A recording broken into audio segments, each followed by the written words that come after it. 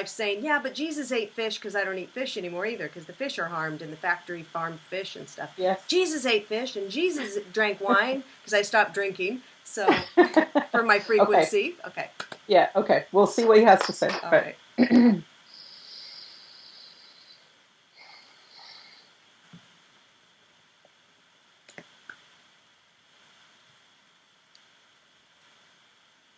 These conversations are the place where evolution takes place.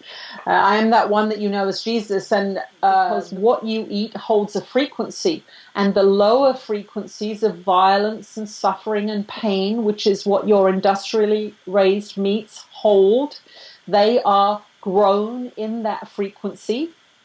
Just as if you grew vegetables in poisonous soil and you pick those vegetables out of a poisonous soil, they would not be good for you. The meat that is raised in suffering and fear and violence is like that vegetable that's grown in poisonous soil, and it is poisonous. And so those lower frequencies of fear and materialism and hatred and suffering and terror are very, very low frequencies. Low frequencies create solid matter. They create heaviness. They create the physical world in which you see, and that is why your world is such a difficult one to live in, because most of you are functioning in those lower frequencies. The higher frequencies of love create a lighter body, and in fact, in the end, when you become only aligned with love, your body becomes light. It becomes not physical in that sense anymore, and that is the spiritual evolutionary journey that I went on in that incarnation, and that is the journey that you are all taking with your food revolution. You are beginning to see that you are connected to the food you eat, that if you eat higher frequency foods, foods that are fresher, foods that are organic, foods that are alive, fresh fruits and vegetables that are newly picked, you are eating a higher frequency food that is going to help you. But food is not the only frequency issue you are dealing with in your society. You have a multifaceted low frequency input system going on in your world, and you must deal with it on many, many different fronts. And it is a big job for many of you, because you have been deeply indoctrinated into many, many actions that collectively take you down.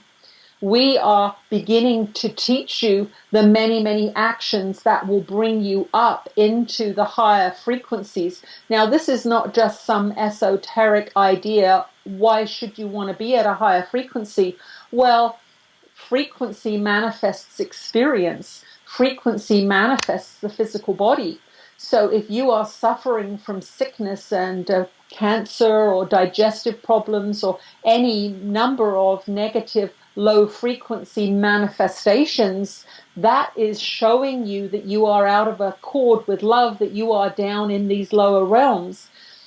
What you can do is, first of all, to accept that that might be true, and in acceptance that that might be true, you can begin to shift and change your diet and see what happens. We are not asking you to do these things completely on faith. We are asking you to look at your world, look at your life, and ask yourself, am I thriving? Am I happy? Is what I'm doing working for me? And if you can say yes, then well done. You are on the right track. But if you say no, but argue for your lifestyle, but if you say no, you're sick, but oh, my food has nothing to do with this. The smoking and drinking and meat eating that I'm doing has nothing to do with this. The fact that I hate my mother and father, oh, that has nothing to do with this. You are living in an illusory world, dear ones. It does have something to do with how you experience your own consciousness. That is what health or sickness is. It is you experiencing your own consciousness. Financial abundance is you experiencing your own consciousness. Are you constantly afraid of financial loss, or are you happy and trusting in the universe? These are different frequencies manifesting, but you are all the creator of those frequencies. The mistakes you make are believing that this is happening to you.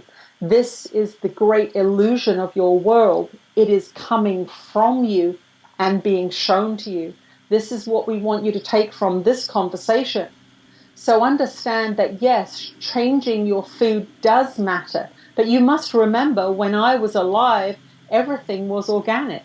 There were no chemicals. It was not a discussion. It was not even an issue because there was no chemical food industry at play.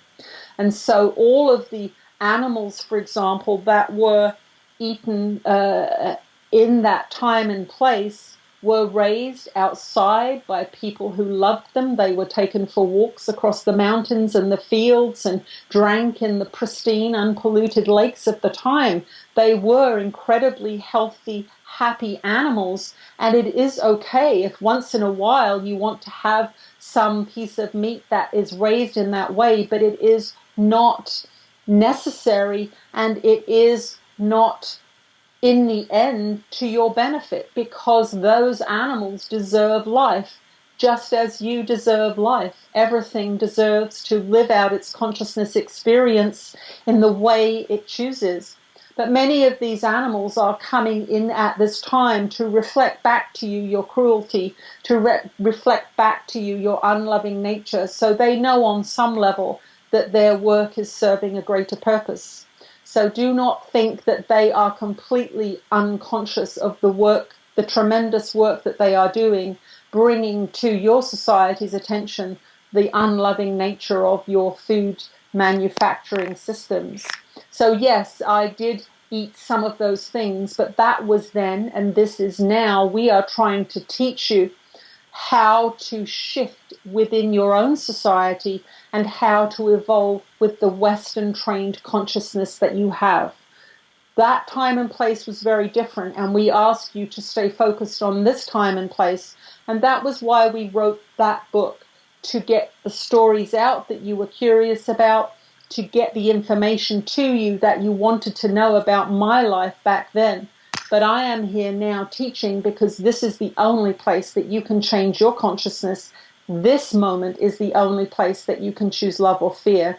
This place is where your world is created in this holy instant. So know that you are powerful, powerful creators, and love is your nature. You come here to experience your own consciousness, and that is what you are seeing in the world reflected back to you. What you have to ask yourself is this good enough? Is this what I want to create? Is this experience loving and kind? Is this the legacy that I want to leave behind when I pass on from this particular incarnation? But know that all the seeds you sow in this incarnation go with you. You don't get to lose them when you die and pass over.